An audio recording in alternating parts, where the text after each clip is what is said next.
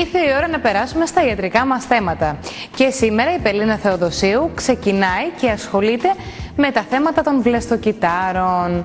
Τα βλαστοκύτταρα έχουν μπει για τα καλά σε όλες τις θεραπείες για πολλές ασθένειες. Σήμερα όμως μας μιλάει για ορθοπαιδική και βλαστοκύτταρα.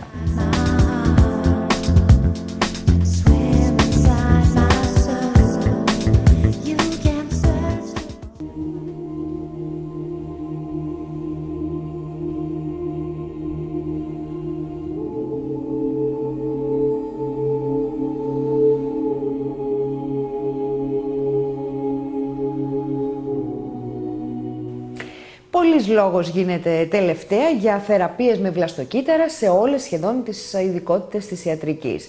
Οι μέθοδοι που χρησιμοποιούνται βρίσκονται ωστόσο σε πειραματικό στάδιο, με πολλές βέβαια μελέτες να ολοκληρώνουν τώρα την πρώιμη φάση τους. Στην ορθοπαιδική, το πιο προσφυλές ανατομικό σημείο λήψης είναι ο μυελός των οστών, συνήθως από την περιοχή του λαγωνίου. Βέβαια, περισσότερα θα μας πει ο σημερινός μας καλεσμένος, καθώς εμείς δεν έχουμε ειδικές ιατρικές γνώσεις. Ο κύριος Σταύρος Λευρογιάννης όμως, ο οποίος είναι χειρουργός ορθοπαιδικός, θα μας μιλήσει για την χρήση των βλαστοκυττάρων στην ορθοπαιδική. Να σας καλωσορίσω λοιπόν, κύριε Λευρογιάννη. Σας ευχαριστώ πάρα πολύ. Και να δούμε πού ακριβώς χρησιμοποιούνται τα βλαστοκύτταρα στην ορθοπαιδική. Είναι πάρα πολλές οι παθήσεις στις οποίες χρησιμοποιούμε πλέον βλαστοκύτταρα, βλαστικά κύτταρα για βιολογικές θεραπείες. Θα μπορούσα να σας αναφέρω διάφορες θλάσσεις, τενοντίτιδες ή άλλου τύπου αθλητικές κακώσεις, όπως ρήξη συνδέσμων στο γόνατο, στην ποδοκνημική άρθρωση ή σε άλλες αρθρώσεις, μεγάλες αρθρώσεις, σε εκφυλιστικές παθήσεις, όπως είναι η εκφυλιστική αρθρίτιδα των μεγάλων αρθρώσεων, αλλά ακόμη και των μικροτέρων αρθρώσεων, και στα κατάγματα, κυρίως στις ψευδαρθρώσεις. Όταν υπάρχει λοιπόν καθυστερημένη πόρωση ενός κατάγματος σε ένα μακρό αυλοειδές οστούν, μπορούμε να χρησιμοποιήσουμε κάλλιστα τα βλαστοκύτταρα σε διάφορες μορφές για να ευωδώσουμε είτε την πόρωση ή να καθυστερήσουμε την εξέλιξη της αρθρίτιδας. Τι αποφεύγει κάποιος όταν χρησιμοποιεί τέτοιες εφαρμογές με βλαστικά κύτταρα? Το βασικότερο απ' όλα είναι ότι χρησιμοποιούμε αυτόλογους παράγοντες, βιολογικούς παράγοντες που προέρχονται από το ίδιο το ανθρώπινο σώμα. Άρα ουσιαστικά ο στόχος είναι να αποφύγουμε ξένα σώματα, μέταλλα, είτε για την δημιουργία, για την αποκατάσταση μιας αρθρίτιδας μέσω μιας ολικής αρθροπλαστικής, όπου όλοι γνωρίζουμε ότι έχουν μια συγκεκριμένη διάρκεια ζωής. Εδώ λοιπόν προσπαθούμε να μην διαταράσσουμε τον ανθρώπινο οργανισμό. Χρησιμοποιούμε κύτταρα δικά του, κάνουμε αυτό που καλούμε, είναι μια πάρα πολύ ωραία λέξη, βλαστοδόμηση. Άρα αναδομούμε τον ανθρώπινο οργανισμό, προσπαθούμε να επουλώσουμε τις βλάβες του χρησιμοποιώντας τα ίδια του τα κύτταρα. Χωρίς επεμβάσεις? Στις περισσότερες των περιπτώσεων βέβαια. Ωστόσο αυτό που πρέπει να ξέρει ο κόσμος είναι ότι όλη η ορθοπαιδική, η σύγχρονη ορθοπαιδική πλέον τίνει προς το αρθροσκόπιο, δηλαδή προς τη minimal ορθοπαιδική. Άρα ο στόχος είναι να διαταράσσουμε όσο γίνεται λιγότερο τους ιστούς, άρα να χειρουργούμε μέσα από, θα έλεγα, μικρές τρυπούλες, αυτό που επιστημονικά αποκαλούμε αρθροσκόπιο, για να μπορούμε να επιδιορθώνουμε τις βλάβες που υπάρχουν. Σε αυτή την περίπτωση λοιπόν τα βλαστικά κύτταρα μπορούν να χρησιμοποιηθούν είτε υπό τη μορφή ενέσεων, είτε να γίνουν κάποιες εγχύσεις σε κάποιες μεγάλες αρθρώσεις, και αυτές οι εγχύσεις βέβαια δεν γίνονται απλά με το χέρι, γίνονται κατευθυνόμενες, άρα χρησιμοποιούμε τη σύγχρονη τεχνολογία. Οι εγχύσεις αυτές δεν γίνονται σε ένα απλό ιατρείο, γίνονται σε κάποιο νοσοκομείο ή σε κάποια ιδιωτική κλινική, όπου χρησιμοποιούμε είτε υπερηχογραφικό έλεγχο, είτε αξονική τομογραφία, είτε ακτινοσκόπηση ή κάποια άλλη σύγχρονη μέθοδο, απεικονιστική, έτσι ώστε να είμαστε σίγουροι για το πού ακριβώς εγχύονται τα βλαστικά κύτταρα, έτσι ώστε κατά το δυνατόν να δράσουν γρηγορότερα και αποτελεσματικότερα και οπωσδήποτε με μεγαλύτερη ασφάλεια για τον ίδιο τον ασθενή. Να υπάρξει απόλυτη ακρίβεια δηλαδή. Σαφέστατα. Μία άλλη μέθοδος, μία άλλη τεχνική που χρησιμοποιούμε τα βλαστικά κύτταρα είναι μετά από επεξεργασία τους να γίνεται μία τρισδιάστατη καλλιέργεια σε μορφή άωρου χόνδρου, άωρων χονδροκυτάρων ή πρώιμων χονδροκυτάρων. Έτσι γίνεται μια καλλιέργεια σε μορφή σφαιριδίων για την αποκατάσταση εκτεταμένων χόνδρινων βλαβών, κυρίως επιφανειακές αρθρώσεις, με προεξάρχουσα και πιο συχνά απαντώμενη στην ορθοπαιδική να είναι αυτή του γόνατος. Άρα χρησιμοποιούμε όπως και τη μεταμόσχευση χονδροκυτάρων, η οποία όμως είναι περιορισμένη, δηλαδή εκεί είναι πεπερασμένη η βλάβη ως προς την έκταση που μπορούμε να διορθώσουμε. Με την ίδια λοιπόν αρθροσκοπική τεχνική μπορούμε να εμφυτεύσουμε καλλιεργημένα, επεξεργασμένα βλαστικά κύτταρα στο σημείο που υπάρχει η βλάβη του χόνδρου.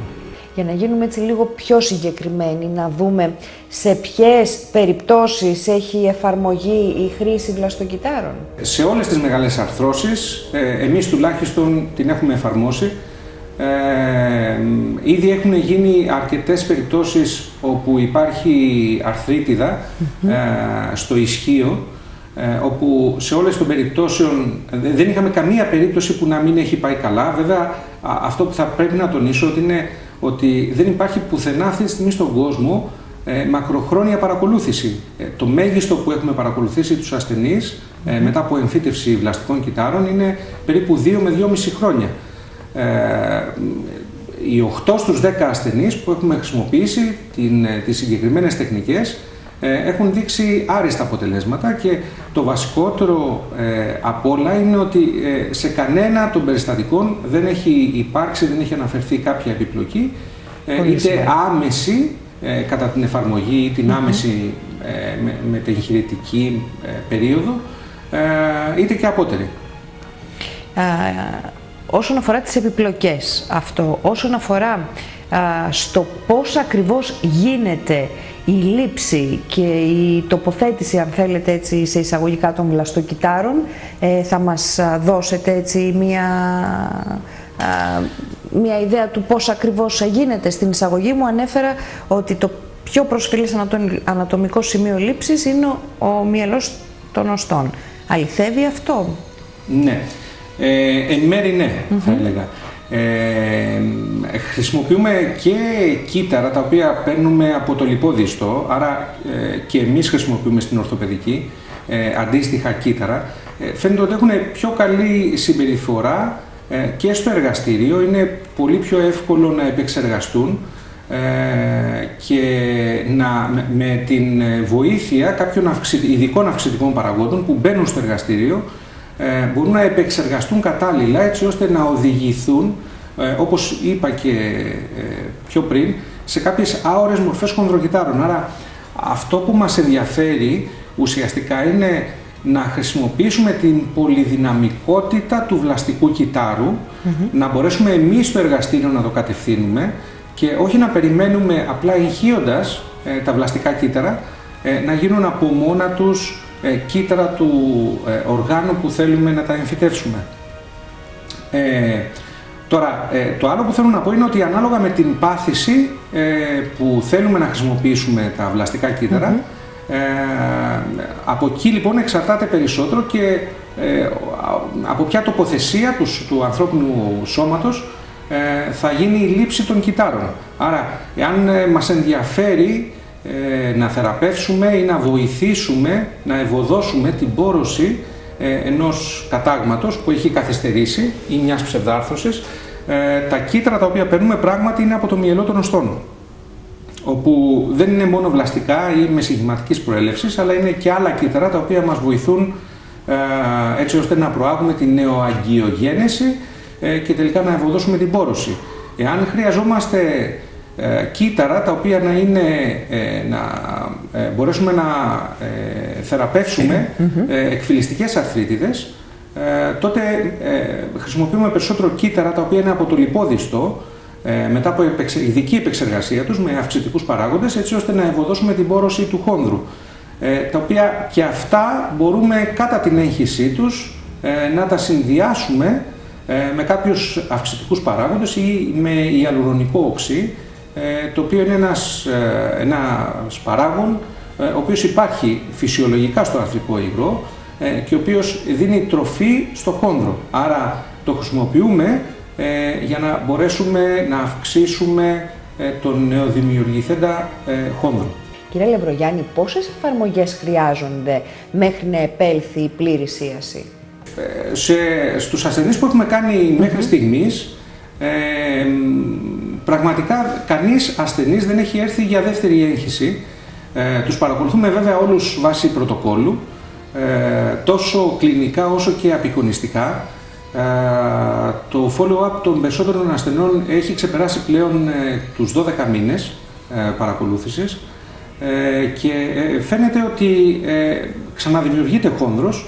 Βέβαια, σίγουρα αυτό που θα πρέπει να πούμε είναι ότι όλα εξαρτώνται από το σε ποιο στάδιο της νόσου έχει γίνει η διάγνωση, σε ποιο στάδιο της νόσου έχουμε επέμβει στην πραγματικότητα, έτσι ώστε να καθυστερήσουμε την εξέλιξη της αρχικής πάθησης. Και ένα δεύτερο που θα ήθελα να πω είναι ότι ειδικά σε επιφανειακές αρθρώσεις, όπως είναι το γόνατο, που αρκετοί ασθενείς πάσχουν από εκφυλιστική αρθρίτιδα στο γόνατο, μπορεί κάλλιστα η βιολογική εφαρμογή, η οποία γίνεται με τα βλαστικά κύτταρα, στις διάφορες μορφές, τις οποίες προείπαμε, μπορεί κάλλιστα να συνδυαστεί με κάποιες άλλες επεμβάσεις, minimal επεμβάσεις, για τη διόρθωση του μηχανικού άξονα.